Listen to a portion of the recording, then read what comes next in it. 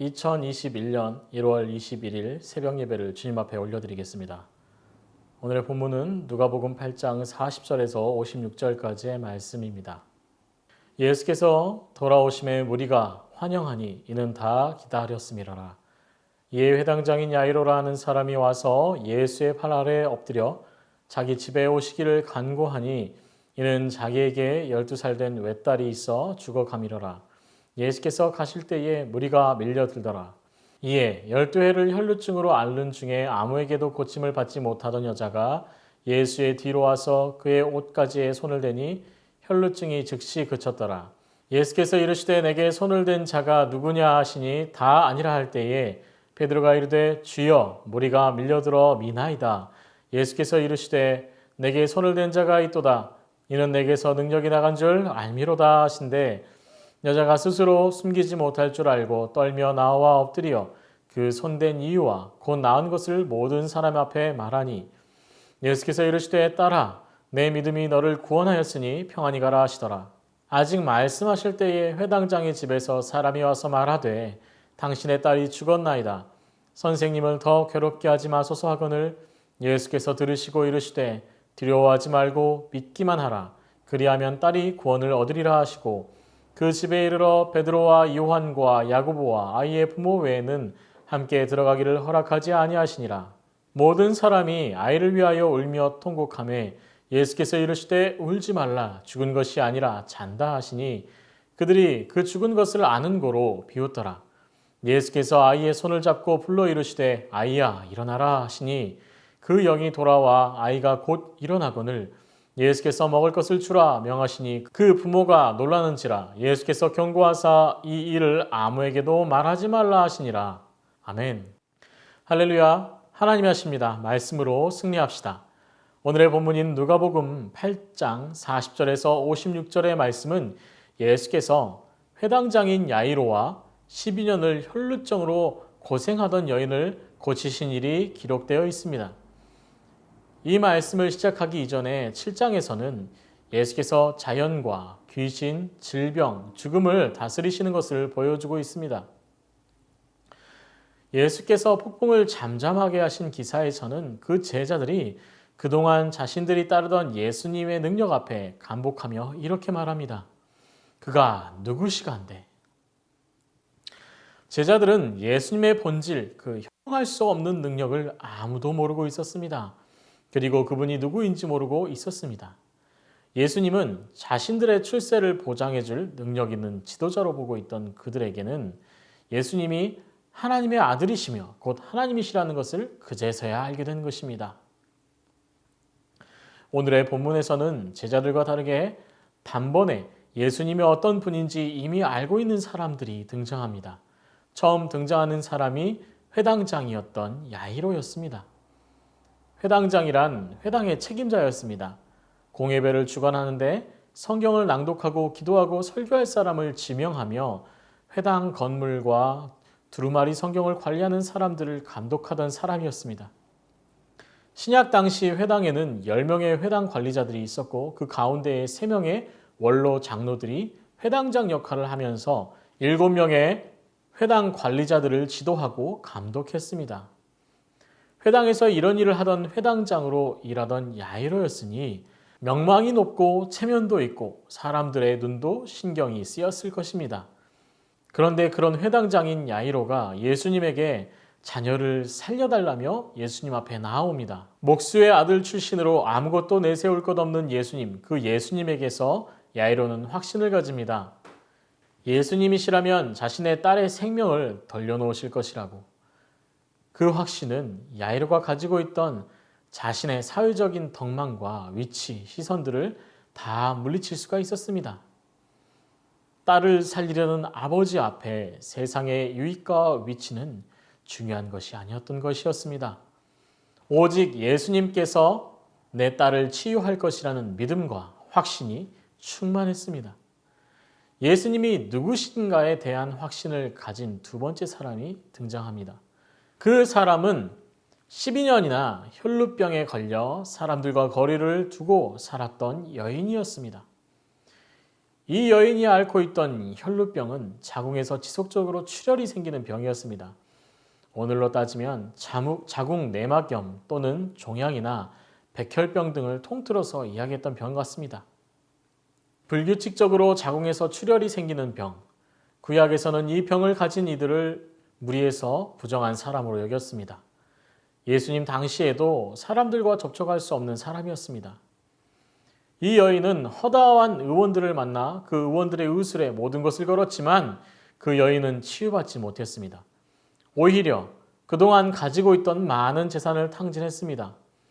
그 여인이 예수님께서 회당장인 야이로의 집으로 향하고 계시는 것을 알게 되었습니다. 그런데 문제는 허다한 무리가 예수님을 따르고 있다는 것이었습니다. 지금도 지저분하고 병이 있는 사람이 자신을 만지거나 무리 속에 있는 것을 사람들은 싫어합니다.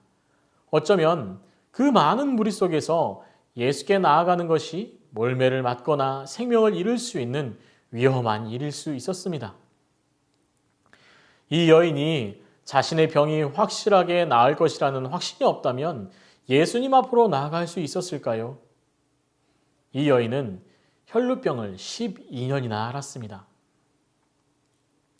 12년 동안 온갖 방법을 다 시도해 보았기에 이제 치료가 될 수 없다는 포기를 할 시기였습니다. 12년 동안이나 불규칙한 자궁출혈은 당시 이 여인에게서 사람들이 피냄새를 맡게 될지도 몰랐습니다. 여성으로서 수치스럽고 힘겨운 결단이었을 것입니다. 하지만 이 여인은 믿음의 결단을 하자 자신이 가지고 있던 수치스러운 병의 냄새도 사람들의 공포도 이겨낼 수 있었습니다. 그리고 한 걸음, 두 걸음 예수님을 향해 나아가기 시작합니다. 얼마나 그 마음이 두근거렸을까요? 그동안 사람들에게 배척당하고 무시당하며 몸도 아프지만 그 마음이 얼마나 만신창이가 되어 헐어 있었을까요? 이 혈루증을 앓는 여성이 예수님 앞으로 나아갑니다. 한 걸음, 두 걸음, 그리고 마침내 예수님의 옷자락을 만지게 됩니다. 그러자 12년 동안이나 자신을 올가매고 고통스럽게 했던 병이 떠나갑니다. 잠시만 내 손에 가시가 박혀 있어도 고통스럽고 괴로운데 이 여인은 12해나 혈류증으로 고통을 당했습니다. 이 고통이 누구도 감내하기 어려운 고통이었을 것입니다. 그런데 그 고통이 이제 사라져 버렸습니다. 믿음의 결단으로 용기를 내어 예수님께로 나아가 예수님의 옷자락을 만졌기 때문이었습니다. 예수님은 이 용기 있는 여인의 행동에 대하여 나무라지 않으셨습니다. 오히려 여인에게 내 믿음이 너를 구하였으니 평안히 가라 말씀하셨습니다. 예수님은 믿음의 결단을 하고 예수님 앞으로 누구든지 나오시길 바라고 기대하시며 그 믿음으로 자신의 고통과 어려움에서 놓이는 사람들에 대해 칭찬하시고 기뻐하십니다. 이렇게 여인은 치유를 받고 떠나갑니다. 예수님께서 회당장 야이로의 집에 도착하여 그 집 안으로 들어가려 하실 때에 한 사람이 나와서 회당장 야이로에게 이렇게 말합니다. 이제 아이는 죽었으니 가망 없는 일에 매달리며 마음 아파하지 마십시오. 예수님을 귀찮게 하지 말라고 이제 아이의 죽음을 인정하라고 말합니다. 회당장인 야이로는 끝까지 예수님이 아이를 살리기를 소망하고 끝까지 믿음의 발걸음을 움직입니다. 예수님이 아이에게 다가갑니다. 이미 죽어 온기가 없는 아이는 숨을 멈추고 잠잠히 누워 있습니다. 주변은 웅성웅성 죽은 아이가 어떻게 될지 소곤거리고 있습니다. 그때 예수님은 아이가 자고 있다 말씀하십니다. 그러자 여기저기 조소가 터져 나옵니다. 이미 이들은 아이의 숨이 끊어진 것을 알고 있었기 때문입니다. 이미 그들은 아이가 죽어 살아나지 못할 것이라고 생각하고 있기 때문이었습니다. 예수님께서 어떻게 하시는지 보자. 결과는 뻔하지만 어떻게 되는지 보자. 모여있던 사람들이 악하고 강팍한 마음으로 예수님과 누워있는 아이를 바라보고 있습니다. 그때 예수님께서 아이에게 말씀하십니다. 손을 잡으시며 아이야 일어나라. 그러자 아이는 오랜 깊은 잠에서 깨어나는 것처럼 아무렇지 않게 일어나게 됩니다. 예수님으로부터 생명이 나아가 이 아이를 살린 것입니다. 그 순간 완악한 마음을 가지고 있던 사람들의 마음이 우르르 무너지게 되었을 것입니다. 완악함을 예수님께서 사랑으로 극복하시고 생명으로 승리하셨습니다. 세상 사람들은 모두 어려움에 처한 사람을 비웃으며 어떻게 되는지 보자라는 속셈을 가지고 있습니다. 우리는 그들의 태도 때문에 마음이 무너지고 지금 처한 괴로운 상황 때문에 한 번 더 마음이 무너집니다. 마음이 무너지고 일어설 힘도 없던 아이 잃은 아버지의 좌절에서 기쁨으로 일으켜 세운 것은 예수님의 말씀 한마디였습니다. 소녀야, 일어나라. 예수님은 좌절하고 고통스러워하는 우리에게 이렇게 말씀하고 있습니다. 내 사랑하는 자녀야, 일어나라. 일어나 고통을 떨어버리고 죽음에서 생명을 받아라. 이 생명은 예수 그리스도로부터 나온 것이다. 이렇게 우리에게 속삭이십니다. 사랑하는 성도 여러분, 우리의 삶 속의 고난은 죽음처럼 침묵하고 죽음처럼 극복하지 못할 것 같습니다. 그때 우리가 찾아야 할 곳은 어디일까요? 바로 예수님 앞입니다. 우리가 예수님 앞으로 나아가는 방법은 무엇일까요? 바로 말씀을 듣고 그 말씀을 우리의 삶의 위로로 삼고 희망으로 삼는 것. 그리고 두 손을 모아 하나님 앞에 간구함으로 예수 그리스도로부터 흘러나오는 생명을 맛보고 죽음 같은 좌절을 털어버리고 일어서는 것입니다. 사랑하는 새순의 성도 여러분, 저희는 저 끝이 보이지 않는 코로나의 깊은 터널에 교회의 어려움 가운데 숨죽이고 눈물을 흘리고 있습니다. 자, 이때가 우리에게 예수 그리스도의 생명을 맛보고 예수 그리스도의 능력을 힘입을 때입니다. 더욱 힘을 내어 말씀을 사모하고 기도함으로 하늘의 생명을 받아 능력을 누리는 삶을 살아가기를 소망합니다. 예수님께서 여러분에게 말씀하십니다. 이제 일어나라. 이제 믿음으로 예수님 앞으로 나아가 생명을 얻으며 누리셔야 할 때입니다. 어려움이 기회가 되고 죽음 같은 고난이 예수 그리스도의 반석에서 나오는 생명을 맛볼 시간입니다. 사랑하는 성도 여러분, 예수 그리스도의 생명을 사모하십시오. 예수 그리스도의 능력이 나의 삶을 이끌어 죽음에서 생명으로 바뀌는 놀라운 은혜를 사모하시길 바랍니다. 기도하시겠습니다. 이 시간 말씀을 붙들고 기도합니다. 믿음을 따라 그 삶을 이끌어가는 성도 되게 하소서. 삶의 문제 해결을 믿음으로부터 시작됨을 알게 하소서.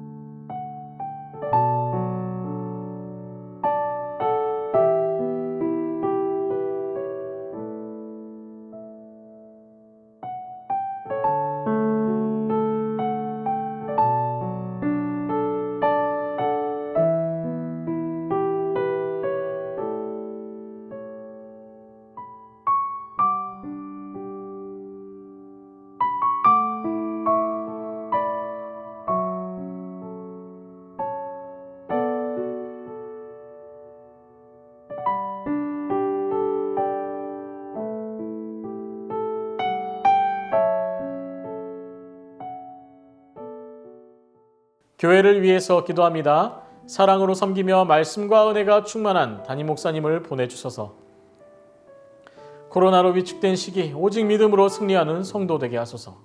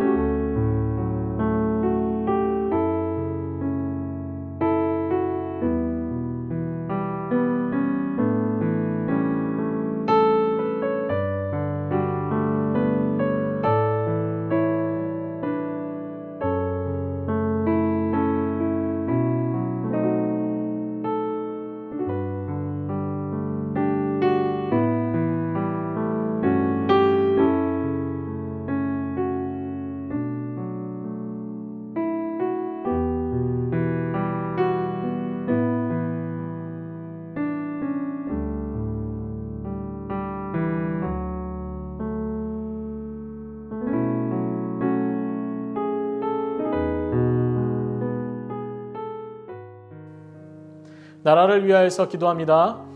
하나님이 주시는 은혜로 이 나라가 코로나에서 노임받게 하소서. 코로나 방역당국과 의료진에게 힘과 용기를 허락하셔서 이 어려운 시기를 잘 넘기고 극복하게 하옵소서.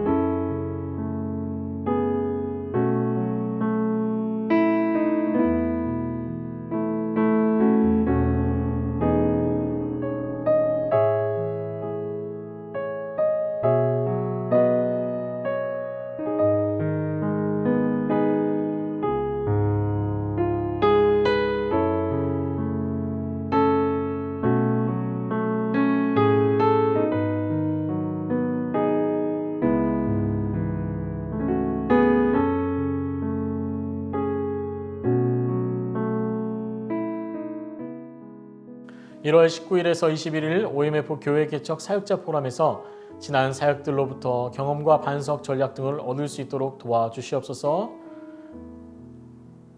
이를 기획하는 팀과 조학현 선교사님을 도와주시고 지혜를 허락하여 주시옵소서. 1월 중순에 학교들이 늦은 개학을 하는데 새로 편성될 끌얼란 고등학교 한국어반에 학생들이 모여서 하나님의 은혜를 나누며 학교 사역이 잘 되도록 도와주시옵소서. 환우들을 위해서 기도합니다. 김인혜 집사님, 정임 집사님, 권영자 권사님, 김찬준 집사님, 정순금 권사님, 김봉남 권사님, 조금열 집사님, 안행순 집사님, 김도화 성도님, 최혁기 성도님을 위해서 기도하시겠습니다. 다 함께 소리내어 기도하겠습니다.